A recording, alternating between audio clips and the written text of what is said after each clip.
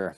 That's a great question. The U.S. market, there's incredible opportunity here, but it's also incredibly challenging because it is a very regulated market, depending on what product you're bringing in. The banking relationship in particular is interesting because it really depends on the bank.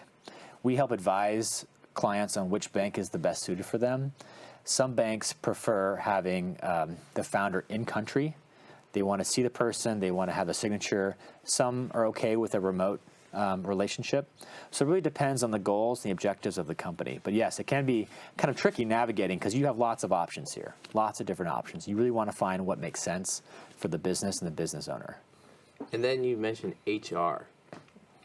Is there a difference in HR between U.S. and maybe China or these other countries that you work with? Yeah, especially companies that are coming to California, I would say that's probably one of the biggest risks.